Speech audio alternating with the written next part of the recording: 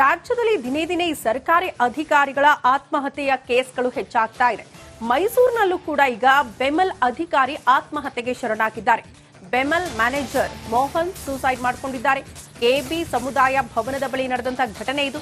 Watchman ಶೆಡ್ನಲ್ಲಿ Mohan ಆತ್ಮಹತ್ಯೆಗೆ ಶರಣಾಗಿದ್ದಾರೆ. ಎಂದಿನಂತೆ ಕರ್ತವ್ಯಕ್ಕೆ ಹೋಗಿದ್ರಂತೆ ಮೋಹನ್ ಮೃತದೇಹ ಸದ್ಯ ಆಸ್ಪತ್ರೆಗೆ ರವಾನೆ ಮಾಡಲಾಗಿದೆ. ಯಾವ ಕಾರಣಕ್ಕೆ ಏನಾಯ್ತು ಅನ್ನೋದು ಇನ್ನಷ್ಟೇ ಮಾಹಿತಿ ಸಿಗಬೇಕು.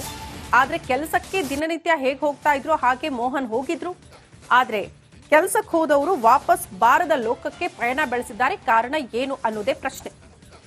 ಈ ಬಗ್ಗೆ ಮತ್ತಷ್ಟು ಡೀಟೇಲ್ಸ್ ಅನ್ನ ಕೊಡ್ತಾ ಹೋಗ್ತಾರೆ ನಮ್ಮ ಪ್ರತಿನಿಧಿ ವಿನೋದ್ ದೂರವಾಣಿ ಸಂಪರ್ಕದಲ್ಲಿ. ವಿನೋದ್, ಸರ್ಕಾರಿ ಅಧಿಕಾರಿಯ ಸೂಸೈಡ್, ಹಲವು ಅನುಮಾನಗಳು ಸಹಜವಾಗಿ ಇದ್ದೇ ಇರುತ್ತೆ. ಪ್ರಾಥಮಿಕವಾಗಿ ಏನಾದ್ರೂ ಮಾಹಿತಿ ಸಿಗ್ತಾ ಇದೆಯಾ ಯಾವ ಕಾರಣ ಅಂತ? ಶ್ರುತಿದಾಖಲೆ ಈಗ ಸಿಗ್ತಿರುವಂತಹ ಮಾಹಿತಿಗಳ ಪ್ರಕಾರವಾಗಿ ಕಳೆದ 30 ವರ್ಷಗಳಿಂದ ಮೋಹನ್ ರಾವ್ ಅವರು ಬೆಮೆಲ್ ನಲ್ಲಿ ಡಿಜಿಎಂ ಆಗಿ ಕೆಲಸವನ್ನ ಮಾಡ್ತಾ ಇರ್ತಾರೆ. ಅವರಿಗೆ ಒಬ್ರು ಪುತ್ರಿ ಕೂಡ ಇದ್ದಾರೆ. ಅವರು ಬೆಂಗಳೂರಿನಲ್ಲಿ ಜೂನಿಯರ್ ಸೈಂಟಿಸ್ಟ್ ಆಗಿ ಕೂಡ ಕೆಲಸವನ್ನ ಮಾಡ್ತಾ ಇದ್ದಾರೆ. ಅವರು ದೂರನ್ನ ಕೊಟ್ಟಿರೋ ಪ್ರಕಾರವಾಗಿ ಕುವೆಂಪುನಗರ ಪೊಲೀಸ್ ಠಾಣೆಗೆ ಏನು ನಿನ್ನೆ ಬೆಳಿಗ್ಗೆ ಅವರು ಕೆಲಸಕ್ಕೆ ಹೋಗ್ತೀನಿ ಅಂತ ಹೇಳಿ ಮನೆಯಿಂದ ಹೊರಟಿದ್ದಾರೆ. ಸುಮಾರು 12 ಗಂಟೆ ಸುಮಾರಿಗೆ ತಮ್ಮ ಮಗಳು ಫೋನ್ ಮಾಡೋ ಸಂದರ್ಭದಲ್ಲೂ ಕೂಡ ಸಂಜೆ ವೇಳೆಗೆ ಮನೆಗೆ ಬರ್ತೀನಿ ಅಂತ ಹೇಳಿರ್ತಾರೆ. ಆದ್ರೆ 2 ಗಂಟೆ ಸುಮಾರಿಗೆ ಅವರ ಮೊಬೈಲ್ ಕೂಡ ಸ್ವಿಚ್ ಆಫ್ ಆಗಿರುತ್ತೆ. ಇದರಿಂದಂತಹ ಗಾಬರಿ ಆದಂತಹ ಮಗಳಿರ್ಬೋದು ಎಲ್ಲರೂ ಕೂಡ ಅವರ ಹುಡುಕುವಂತಹ ಕೆಲಸಕ್ಕೆ ಮುಂದಾಗ್ತಾರೆ. ಏನು ಮೈಸೂರಿನ ಏನು ಈಗ ಕೆಬಿ ಒಂದು ನಿರ್ಮಾಣ ಹಂತದಲ್ಲಿರುವಂತಹ ಕಟ್ಟಡ ಏನಿದೆ ಆ ಸ್ಥಳದಲ್ಲಿ ಇವರ ಕಾರು ಕೂಡ ಪತ್ತೆ ಆಗುತ್ತೆ. ತತ್ಕ್ಷಣಕ್ಕೆ ಅಕ್ಕಪಕ್ಕದಲ್ಲಿ ಹುಡುಕುವಂತಹ ಕೆಲಸಕ್ಕೆ ಮುಂದಾದ ಸಂದರ್ಭದಲ್ಲಿ ವಾಚ್ಮ್ಯಾನ್ ನ ಶೆಡ್ ನಲ್ಲಿ ಇವರು ಏನೋ ಆತ್ಮಹತ್ಯೆಗೆ ಶರಣಾಗಿರುವಂತದ್ದು. ಅವರು ಮಗಳು ಕೊಟ್ಟಿರುವಂತಹ ದೂರಿನ ಪ್ರಕಾರವಾಗಿ ಪ್ರತಿನಿತ್ಯವೂ ಕೂಡ ಕೆಲಸದಲ್ಲಿ ಸಾಕಷ್ಟು ಒತ್ತಡ ಇದೆ ಅಂತ ಹೇಳಿ ಅವರು ಹೇಳ್ತಾ ಇದ್ರು ಅಂತ ಹೇಳಿ ಒಂದು ದೂರನ್ನ ಕೂಡ ದಾಖಲು ಮಾಡಿದ್ದಾರೆ. ಈಗಾಗಲೇ ಪೊಲೀಸರು ಕೂಡ ಈ ಒಂದು ಪ್ರಕರಣವನ್ನ ದಾಖಲಿಸಿದ್ರು. ಎಲ್ಲರ ಹೇಳಿಕೆಗಳು ಕೂಡ ಈಗಾಗಲೇ ಅವರು ದಾಖಲಿಸಿಕೊಳ್ತಾ ಇದ್ದಾರೆ. ಕುಟುಂಬಸ್ಥರ ಹೇಳಿಕೆ ಇರ್ಬೋದು, ಅವ್ರ ಜೊತೆ ಕೆಲಸ ಮಾಡ್ತಾ ಇದ್ದ ಪ್ರತಿಯೊಬ್ಬರ ಹೇಳಿಕೆಗಳು ಕೂಡ ಈಗಾಗಲೇ ದಾಖಲಿಸಿಕೊಳ್ತಾ ಇದ್ದಾರೆ. ಅಂದ್ರೆ ಈ ಒಂದು ಪ್ರಕರಣಕ್ಕೆ ಕೇವಲ ಕೆಲಸದ ಒತ್ತಡ ಕಾರಣನ ಅಥವಾ ವೈಯಕ್ತಿಕ ವಿಚಾರಗಳೇ ಏನಾದ್ರು ಇತ್ತ, ಇದೆಲ್ಲದರ ಬಗ್ಗೆ ಈಗಾಗಲೇ ಪೊಲೀಸರು ಕೂಡ ತನಿಖೆಯನ್ನು ಮಾಡ್ತಾ ಇದ್ದಾರೆ. ಆ ಮರಣೋತ್ತರ ಪರೀಕ್ಷೆ ಆದ ನಂತರದಲ್ಲಿ ಆ ವರದಿ ಬರುವಂತಹ ರಿಪೋರ್ಟ್ ಏನಿದೆ ಆ ರಿಪೋರ್ಟ್ ತದನಂತರದಲ್ಲಿ ಈ ಆತ್ಮಹತ್ಯೆಗೆ ಪ್ರಮುಖ ಕಾರಣ ಏನೋದು ಕೂಡ ತಿಳಿದು ಬರಲಿದೆ. ಶ್ರುತಿ. ಓಕೆ ವಿನೋದ್, ಧನ್ಯವಾದಗಳು ತಮ್ಮೆಲ್ಲ ಮಾಹಿತಿಗೆ. ರಾಜ್ಯದಲ್ಲಿ ದಿನೇ ದಿನೇ ಸರ್ಕಾರಿ ಅಧಿಕಾರಿಗಳ ಆತ್ಮಹತ್ಯೆಯ ಕೇಸ್ಗಳು ಹೆಚ್ಚಾಗ್ತಾ ಇದೆ. ಮೈಸೂರಿನಲ್ಲೂ ಕೂಡ ಈಗ ಬೆಮೆಲ್ ಅಧಿಕಾರಿ ಆತ್ಮಹತ್ಯೆಗೆ ಶರಣಾಗಿದ್ದಾರೆ. ಬೆಮೆಲ್ ಮ್ಯಾನೇಜರ್ ಮೋಹನ್ ಸೂಸೈಡ್ ಮಾಡಿಕೊಂಡಿದ್ದಾರೆ. ಕೆಬಿ ಸಮುದಾಯ ಭವನದ ಬಳಿ ನಡೆದಂತ ಘಟನೆ ಇದು. ವಾಚ್ಮನ್ ಶೆಡ್ನಲ್ಲಿ ಮೋಹನ್ ಆತ್ಮಹತ್ಯೆಗೆ ಶರಣಾಗಿದ್ದಾರೆ. ಎಂದಿನಂತೆ ಕರ್ತವ್ಯಕ್ಕೆ ಹೋಗಿದ್ರಂತೆ ಮೋಹನ್ ಮೃತದೇಹ ಸದ್ಯ ಆಸ್ಪತ್ರೆಗೆ ರವಾನೆ ಮಾಡಲಾಗಿದೆ. ಯಾವ ಕಾರಣಕ್ಕೆ ಏನಾಯ್ತು ಅನ್ನೋದು ಇನ್ನಷ್ಟೇ ಮಾಹಿತಿ ಸಿಗಬೇಕು. ಆದ್ರೆ ಕೆಲಸಕ್ಕೆ ದಿನನಿತ್ಯ ಹೇಗೆ ಹೋಗ್ತಾ ಇದ್ರು ಹಾಗೆ ಮೋಹನ್ ಹೋಗಿದ್ರು. ಆದ್ರೆ ಕೆಲಸಕ್ಕೆ ಹೋದವರು ವಾಪಸ್ ಬಾರದ ಲೋಕಕ್ಕೆ ಪಯಣ ಬೆಳೆಸಿದ್ದಾರೆ. ಕಾರಣ ಏನು ಅನ್ನೋದೇ ಪ್ರಶ್ನೆ. ಈ ಬಗ್ಗೆ ಮತ್ತಷ್ಟು ಡೀಟೇಲ್ಸ್ ಅನ್ನ ಕೊಡ್ತಾ ಹೋಗ್ತಾರೆ ನಮ್ಮ ಪ್ರತಿನಿಧಿ ವಿನೋದ್ ದೂರವಾಣಿ ಸಂಪರ್ಕದಲ್ಲಿ.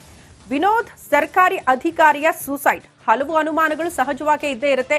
ಪ್ರಾಥಮಿಕವಾಗಿ ಏನಾದ್ರೂ ಮಾಹಿತಿ ಸಿಗ್ತಾ ಇದೆಯಾ ಯಾವ ಕಾರಣ ಅಂತ? ಶ್ರುತಿದಾಖಲೆ ಈಗ ಸಿಗ್ತಿರುವಂತಹ ಮಾಹಿತಿಗಳ ಪ್ರಕಾರವಾಗಿ ಕಳೆದ 30 ವರ್ಷಗಳಿಂದ ಮೋಹನ್ ರಾವ್ ಅವರು ಬೆಮೆಲ್ ನಲ್ಲಿ ಡಿಜಿಎಂ ಆಗಿ ಕೆಲಸವನ್ನ ಮಾಡ್ತಾ ಇರ್ತಾರೆ.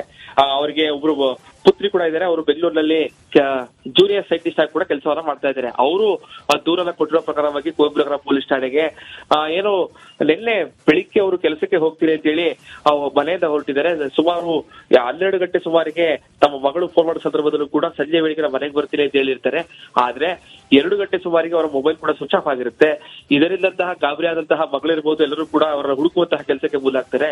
ಏನು ಮೈಸೂರಿನ ಏನು ಈಗ ಕೆಬಿ ಒಂದು ನಿರ್ಮಾಣ ಹಂತದಲ್ಲಿರುವಂತಹ ಕಟ್ಟಡ ಏನಿದೆ ಆ ಸ್ಥಳದಲ್ಲಿ ಇವರ ಕಾರು ಕೂಡ ಪತ್ತೆ ಆಗುತ್ತೆ. ತತ್ಕ್ಷಣಕ್ಕೆ ಅಕ್ಕಪಕ್ಕದಲ್ಲಿ ಹುಡುಕುವಂತಹ ಕೆಲಸಕ್ಕೆ ಮುಂದಾದ ಸಂದರ್ಭದಲ್ಲಿ ವಾಚ್ಮ್ಯಾನ್ ನ ಶೆಡ್ ನಲ್ಲಿ ಇವರು ಏನೋ ಆತ್ಮಹತ್ಯೆಗೆ ಶರಣಾಗಿರುವಂತದ್ದು.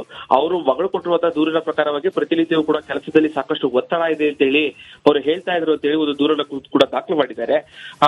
ಈಗಾಗಲೇ ಪೊಲೀಸರು ಕೂಡ ಈ ಒಂದು ಪ್ರಕರಣವನ್ನ ದಾಖಲಿಸಿದ್ರು. ಎಲ್ಲರ ಹೇಳಿಕೆಗಳು ಕೂಡ ಈಗಾಗಲೇ ಅವರು ದಾಖಲಿಸಿಕೊಳ್ತಾ ಇದ್ದಾರೆ. ಕುಟುಂಬಸ್ಥರ ಹೇಳಿಕೆ ಇರ್ಬೋದು, ಅವ್ರ ಜೊತೆ ಕೆಲಸ ಮಾಡ್ತಾ ಇದ್ದ ಪ್ರತಿಯೊಬ್ಬರ ಹೇಳಿಕೆಗಳು ಕೂಡ ಈಗಾಗಲೇ ದಾಖಲಿಸಿಕೊಳ್ತಾ ಇದ್ದಾರೆ.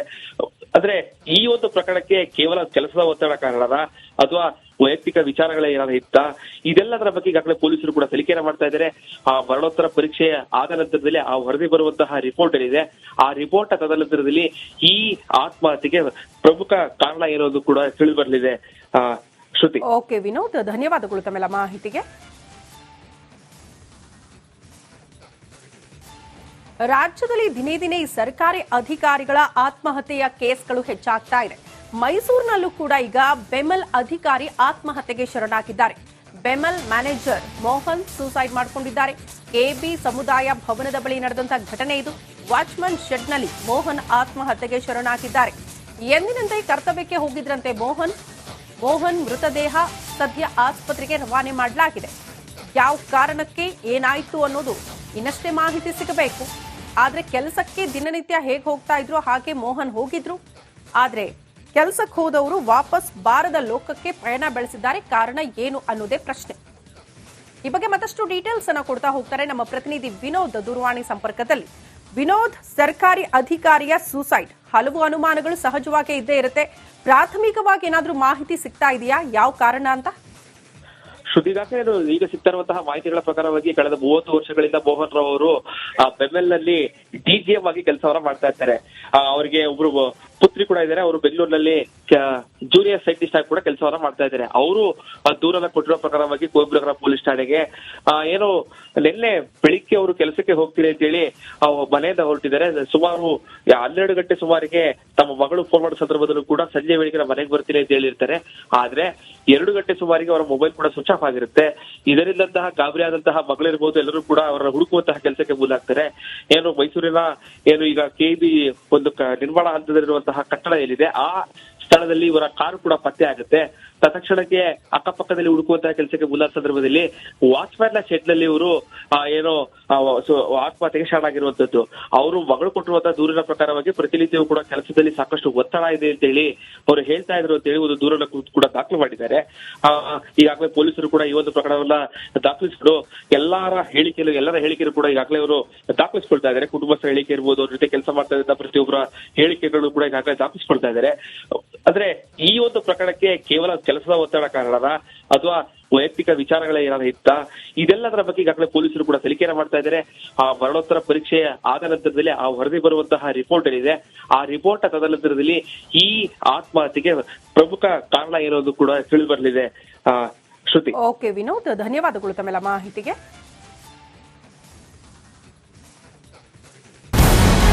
ನಮಸ್ಕಾರ, ಕರ್ನಾಟಕ ಪ್ರೈಮ್ ಟೈಮ್ಗೆ ಸ್ವಾಗತ. ನಾನು ಜಯಪ್ರಕಾಶ್ ಶೆಟ್ಟಿ. ಇಡೀ ಕರ್ನಾಡು ಇವತ್ತು ರೆಬೆಲ್ ಆಗಿ ನಿಂತಿದೆ.